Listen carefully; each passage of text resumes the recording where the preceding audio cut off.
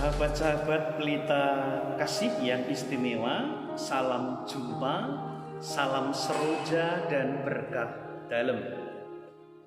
Pagi ini mengawali hidup kita bersama-sama akan merenungkan sabda Tuhan yang dikutip dari Injil Matius pasal yang kelima ayat 17 sampai dengan 19 adalah bagian awal dari khotbah Yesus di bukit yang diberi judul tentang Yesus dan hukum Taurat. Kalau kita membaca teks ini dari ayat 17 sampai dengan 19, rupa-rupanya ada penilaian khalayak orang Yahudi pada waktu itu karena cara Yesus mengajar atau yang diajarkan itu membawa nuansa baru. Mereka menuduhnya bahwa Yesus itu ingin meniadakan hukum Taurat. Hukum Taurat yang menjadi patokan hidup orang Yahudi. Hukum Taurat yang menjadi sesuatu yang sangat sakral dari orang Yahudi akan dihapus, akan diubah oleh Tuhan. Itulah kabar yang muncul. Dan barangkali memang disengaja dikabarkan, maaf, oleh kelompok orang-orang Farisi dan ahli Taurat yang memang sudah kehilangan masa, kehilangan perhatian dari orang-orangnya yang kemudian banyak mengikuti Yesus.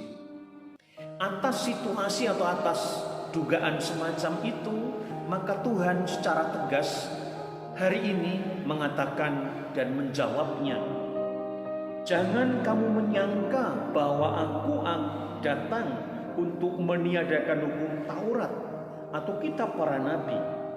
Aku datang bukan untuk meniadakannya, melainkan untuk menggenapinya. Jadi Tuhan tidak meniadakan sama sekali, tapi ingin menggenapinya. Apa yang digenapi? Sebetulnya Tuhan tidak banyak memberikan tambahan-tambahan hukum atau peraturan di dalam hukum Taurat. Tetapi yang digenapi adalah cara untuk menghayati hukum yang ada atau sikap yang harus dibangun dari setiap pribadi terhadap hukum Taurat. Ketika orang-orang Farisi atau ahli Taurat menafsirkan atau membaca hukum Taurat apa adanya, Tuhan mengajak para muridnya untuk mencermatinya dengan bijaksana. Salah satunya apa? Adalah hukum Sabat. Bagi orang Yahudi, hukum Sabat itu sudah final, selesai. Tidak boleh bekerja apapun atau melakukan aktivitas apapun kecuali untuk berdoa dan beribadah kepada Tuhan. Maka contoh kasusnya adalah bagaimana kalau ada orang sakit atau orang sekarat, bahkan kalau ada orang meninggal. Para Farisi dan ahli Taurat menjawabnya, kalau ada orang sakit dibiarkan saja dulu, setelah lewat hari Sabat baru kita menolongnya. Kalau ada orang sekarat pada saat hari Sabat tidak boleh diapa-apakan, harus menunggu Sabat lewat. Dan kalau ada orang meninggal atau mati pada hari Sabat pun harus didiamkan, jangan pernah disentuh. Hari kemudian baru dirawat dan kemudian dimakamkan. Inilah cara pikir dan cara pandang orang Farisi dan ahli Taurat yang harus digenapi, harus disempurnakan. Maka Tuhan juga suatu ketika pernah mengatakan, jangan manusia mengabdi kepada hukum Taurat. Manusia itu adalah tuan atas hukum Taurat. Artinya apa?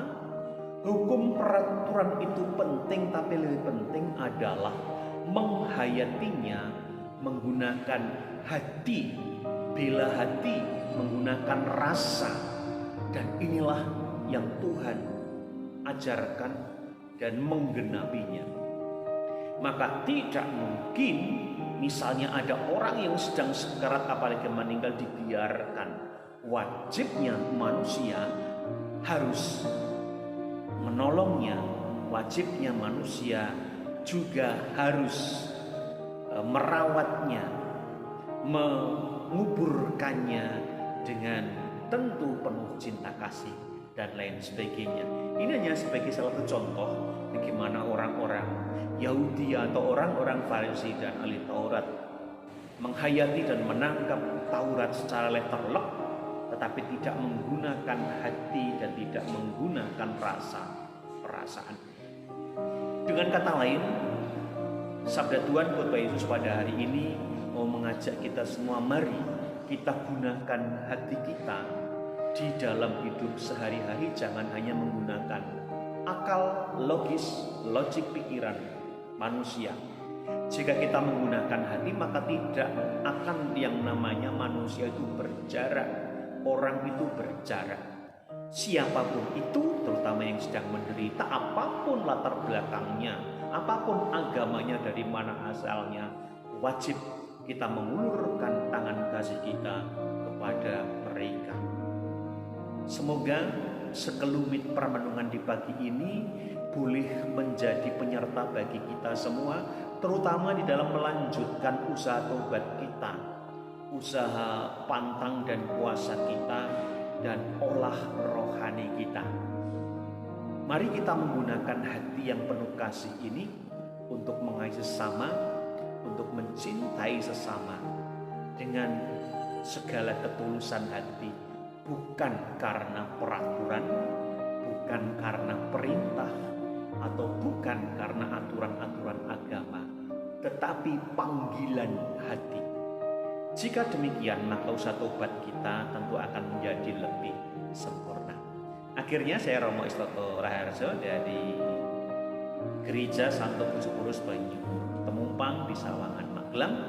Selamat menampaki hari ini, selamat menjalankan usaha tobat kita, dan semoga Tuhan memberkati kita semua berkah dalam